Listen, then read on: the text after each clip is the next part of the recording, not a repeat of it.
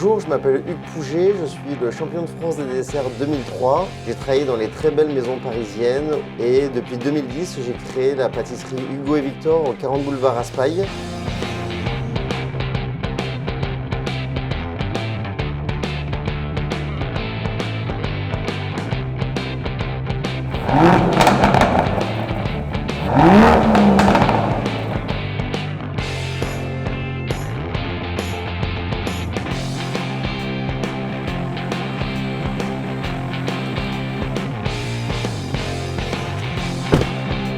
Bonjour Valès, direction le QG.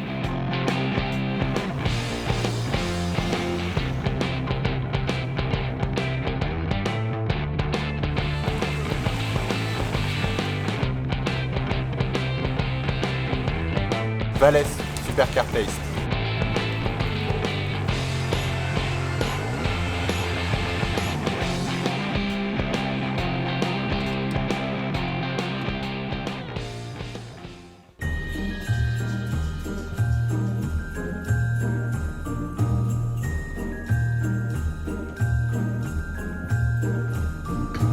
Ah, le Père Noël est passé en avance cette année, Valès.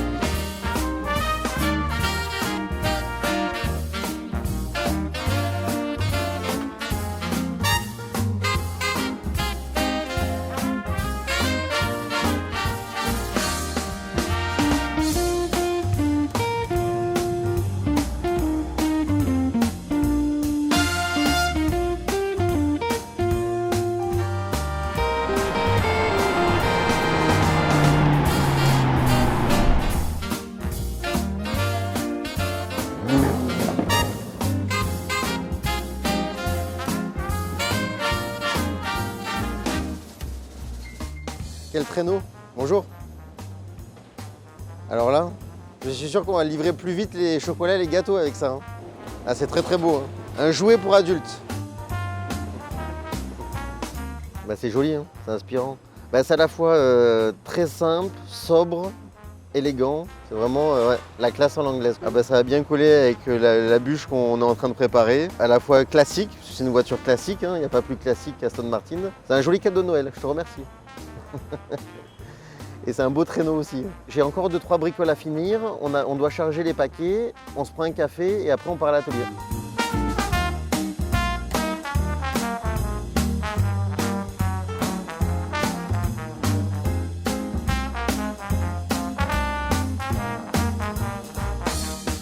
Un petit café, puis après la bûche. C'est rouge, on est dans l'esprit de Noël, les courbes sont à la fois très élégantes et très travaillées. À la fois c'est classique, c'est une voiture. En fait ça allie modernité, traditionnalité, élégance. C'est de l'artisanat de haut niveau aussi. Nous on fait de l'artisanat de haut niveau dans notre métier de pâtissier. Là ce type de voiture, c'est de l'artisanat. Je suis sûr que les finitions sont finies à la main. Enfin, c'est pas fait à la chaîne par 200 000 voitures. Ça, à mon avis, il n'y en a que quelques-unes et c'est vraiment très beau. Même si les choses paraissent simples, tout est pensé. Quand je crée un dessert, où je pars de la forme que je veux avoir, notamment sur une bûche. Une bûche, ça doit rester traditionnel, c'est long, c'est arrondi, etc. Donc on part de là et puis après on va mettre quelques éléments de décor pour amener la gourmandise, le raffinement. Moi je pars à la fois du goût et à la fois de la forme. Et on travaille les deux en parallèle pour après aboutir au dessert. Je suis originaire du Sud-Est. Le Sud-Est, c'est la région des agrumes, les clémentines, la fête du citron en menton. Donc j'ai été baigné là-dedans. C'est un fruit de saison aussi. Et c'est vrai que la clémentine, c'est un peu le fruit par excellence pour Noël. Ça peut être très simple, travaillé, ça peut amener beaucoup de fraîcheur, beaucoup d'élégance. Et en général, les desserts à la clémentine sont extrêmement élégants. C'est vrai que quand on la voit de loin, on dit bah, tiens, c'est une belle voiture rouge de sport. Mais quand notre œil se pose sur les détails, c'est tous les petits détails et de poser un élément ou pas, ou de laisser une courbe simple qui va faire la différence. Bon, on met les cadeaux dans la voiture et on va essayer ce beau traîneau.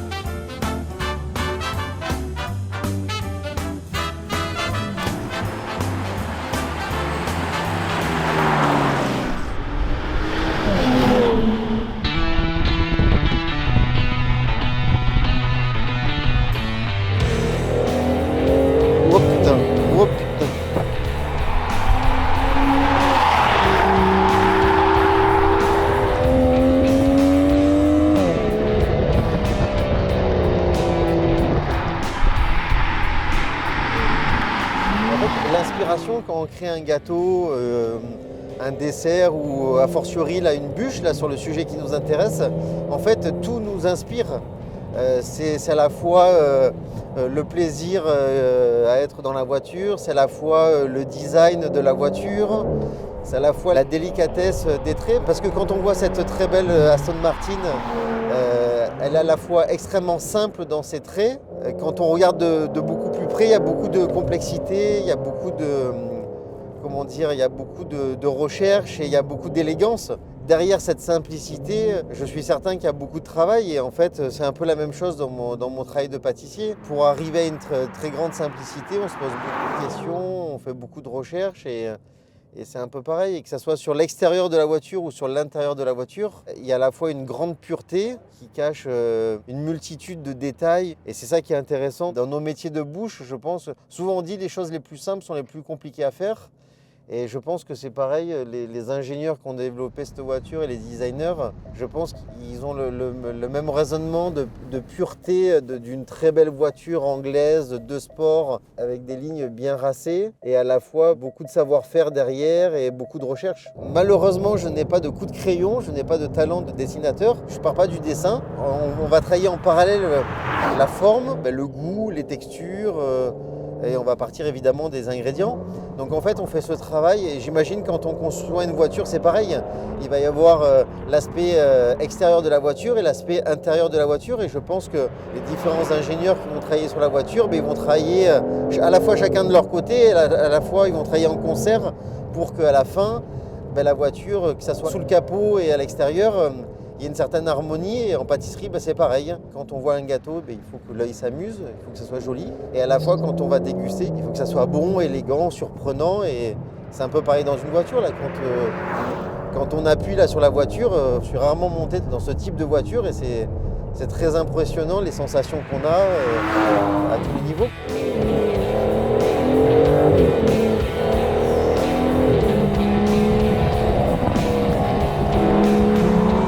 M'inspire moi, tout, que ce soit un voyage, un ingrédient, un objet, une sensation, une rencontre, tout est inspirant. Et c'est ça qui est intéressant, c'est de surprendre les gens et de bousculer les choses. Tu vois, quand il y a une grosse à l'accélération, c'est comme si qu'on goûtait un morceau de la bûche et que de suite, on avait plein de saveurs de manière très directe, très frais au fond de la bouche et de manière très puissante. Quand on parle d'une Aston Martin, il y a un sellier qui a travaillé sur l'intérieur de la voiture, il y a toutes sortes de métiers d'art qui rentrent en ligne de compte et c'est pas des voitures qui sont faites au kilomètre à la chaîne et c'est des voitures qui sont faites entièrement à la main et moi c'est pareil dans mon métier de pâtissier, on va dire haut de gamme, c'est de l'orfèvrerie qu'on fait. Et, donc voilà.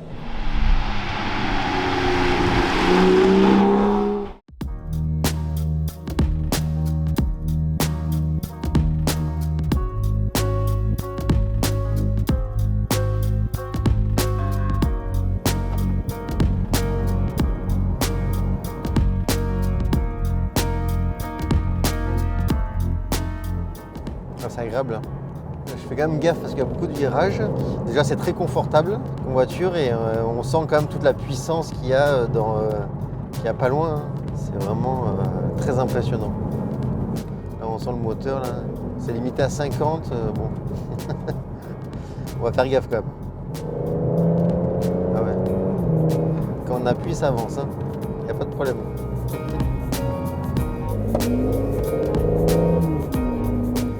Ça pousse direct, c'est fou. C'est très agréable.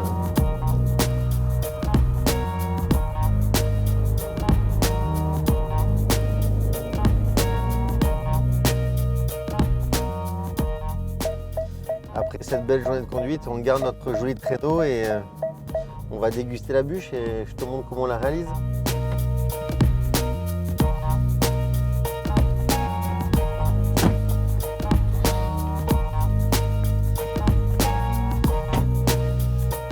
Allez, c'est parti, à l'atelier.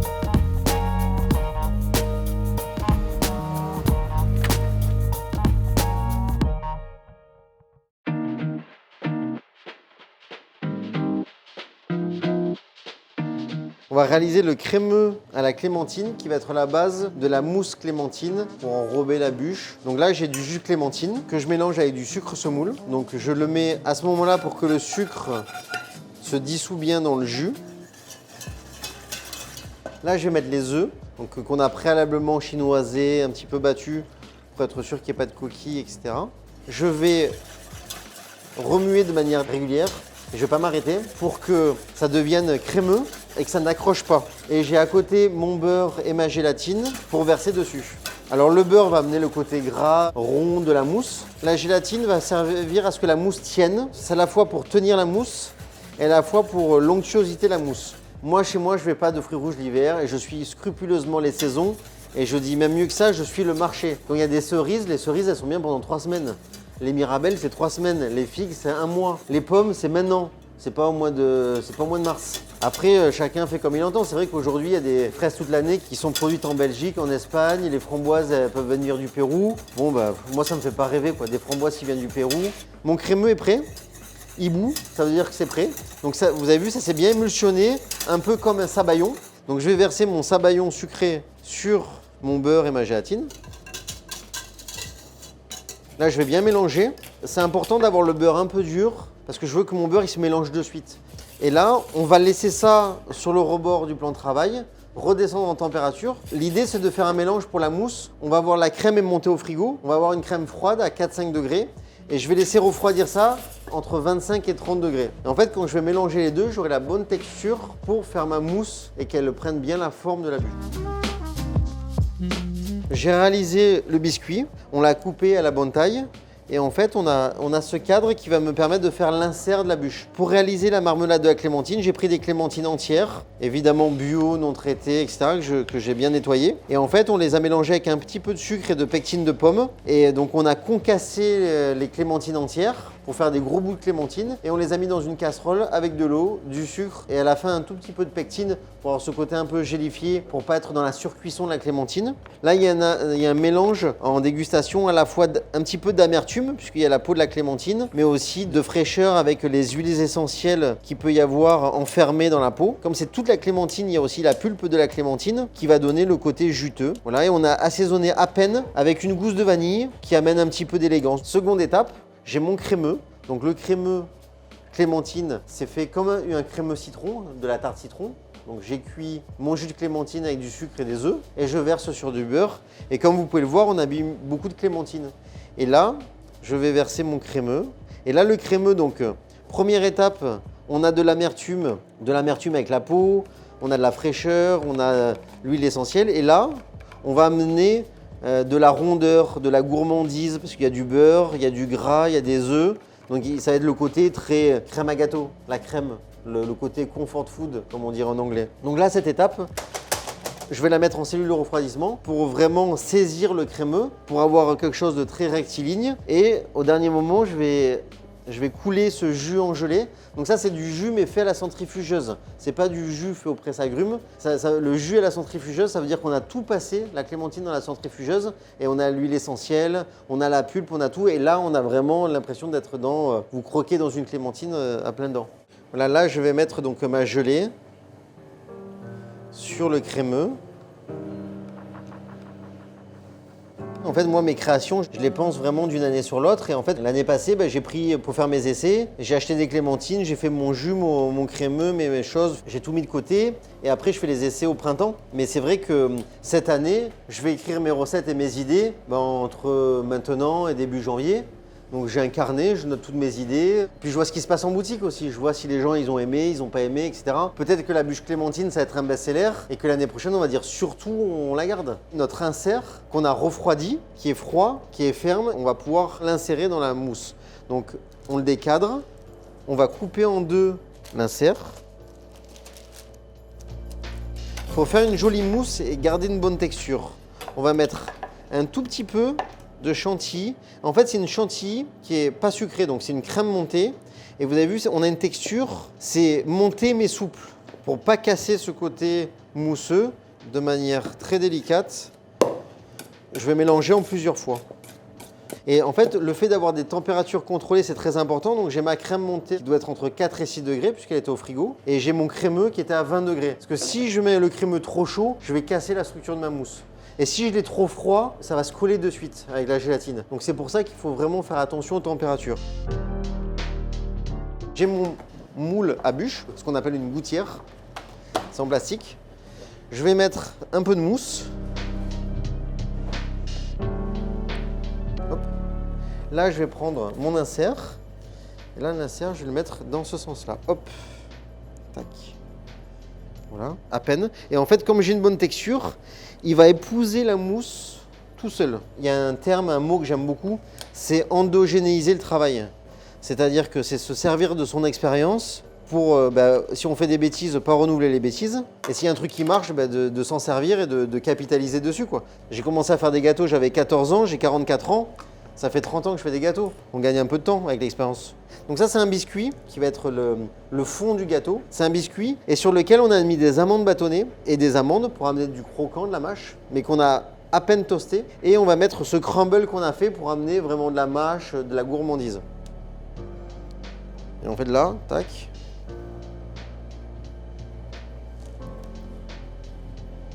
Et voilà. Et là, j'ai ma bûche qui va être finie. Et voilà. Hop.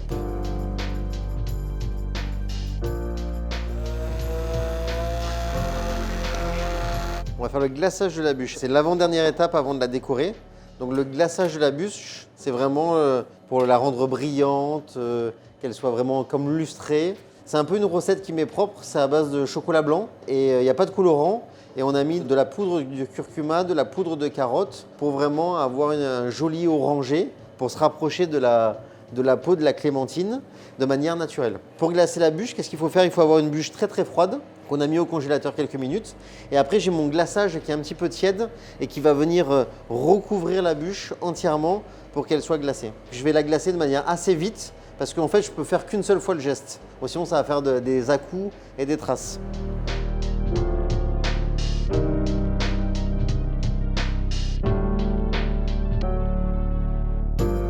Alors depuis 5 ans, j'ai complètement banni les colorants de mon travail. Et c'est vrai que ça fait l'objet d'un brevet. Donc ça fait 13 ans que je suis installé et ça fait vraiment 7 ans que je n'utilise plus du tout de colorant. Et c'est vrai que j'ai mis une technique au point pour colorer avec des poudres végétales, que ce soit des poudres de fruits, des poudres de légumes, des poudres de fleurs, voire des épices, qui vont m'aider à colorer mes pâtisseries.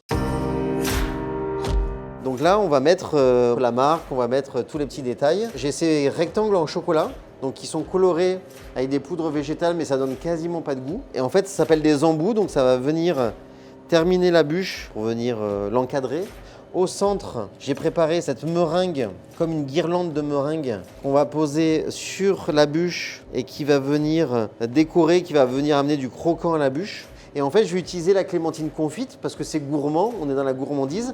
Et la clémentine confite, ça va me permettre que la clémentine, elle va pas se faner la clémentine confite, ça va pas sécher puisque c'est confit. Donc je vais venir décorer ma bûche de quartier de clémentine confite. Donc qui va amener vraiment à la fois de la gourmandise et à la fois au premier coup d'œil, on va comprendre à quoi est la bûche. Après, je vais mettre un peu des zestes de clémentine frais. Ça va me permettre d'amener la dernière petite touche sur la bûche. Et en fait, je vais venir saupoudrer comme si je mettais du sel, du poivre ou de la mignonnette sur un plat en cuisine. Donc là, je vais mettre. Donc ça va à la fois finir le décor et à la fois, ça va donner beaucoup de goût. Et surtout, il ne faut pas oublier que dans la peau de la clémentine, il y a l'huile essentielle de clémentine. Quand les clients vont ouvrir la boîte, ils vont sentir la clémentine parce qu'on aura mis ce zeste avec cette méthode-là. Donc aujourd'hui, j'essaye de faire des bûches qui sont très bien pensées pour que ça soit évidemment très très bon, avec beaucoup d'intensité. Un petit peu tout à l'heure, on en parlait, quand vous appuyez sur l'accélérateur de suite, vous avez de l'émotion, vous êtes collé au siège, vous avez l'adrénaline. J'essaye de faire la même chose quand au premier coup de cuillère, vous dites « Oula, il se passe un truc ». À la maison, quand vous faites un gâteau, vous arrivez, vous dites « Ok, j'ai mes ingrédients, ma farine, mon sucre, mon beurre, et je fais mon gâteau et ça va me prendre 3 heures, 4 heures, 5 heures, 6 heures. » Nous, quand on travaille dans notre atelier, à part les volumes, on va utiliser la même méthode. Et en fait, c'est comme quand on va fabriquer une voiture. Quand vous fabriquez une voiture, il y a une équipe qui va s'occuper du châssis, mais qui va s'occuper du châssis avec beaucoup d'assiduité, beaucoup de technologie, etc. La première journée, on va travailler sur les biscuits. Donc le biscuit, c'est la base. C'est ce qui va donner la structure de la bûche, comme le châssis. Après, on va travailler sur le cœur de la bûche, qui va donner vraiment toute son intensité. C'est le moteur, le V12, là, qui fait du bruit, qui vous colle au siège. Donc là, c'est pareil, c'est l'insert de la bûche va donner toute l'émotion du dessert. Après, il va y avoir la mousse qui va enrober la bûche. Donc c'est comme la carrosserie, il faut qu'elle soit belle, bien dessinée, etc. Quand on a préparé cette émission, je me suis dit, tiens, quelle bûche je vais faire qui va se rapprocher de la voiture. Mais en fait, quand vous la voyez de loin, c'est une jolie voiture de sport. On ne sait pas que c'est une Aston Martin, on ne sait pas que c'est une Superleggera avec un V12, un machin, etc. Mais de loin, on voit que c'est une très belle voiture de sport. C'est en s'approchant qu'on voit tous les fabuleux détails, qu'on voit la qualité du travail, qu'on voit la qualité des ingénieurs, la qualité de ce qu'a fait Aston Martin. Et bien la bûche, c'est un peu pareil. De loin, vous voyez une bûche, on appelle ça un boudin. Voilà, c'est un boudin rectangulaire, légèrement rond. Et en fait, quand on va s'approcher, on va se dire, tiens, les décors sont élégants. Tiens, c'est à la fois simple, mais c'est bien pensé.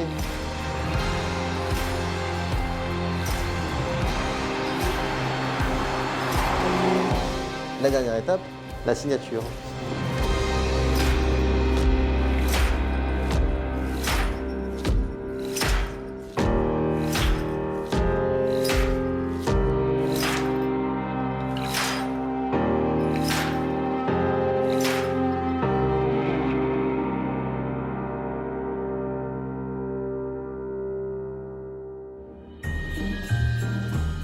Voilà, je te présente la bûche Clémentine pour Noël, inspirée de la voiture.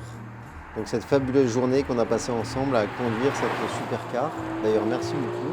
C'était très sympa, c'était une première pour moi.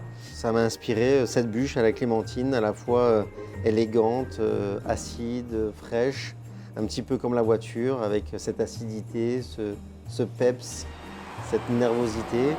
Et je pense qu'on va la retrouver dans la bûche. À la fois quelque chose de très simple et complexe à la fois.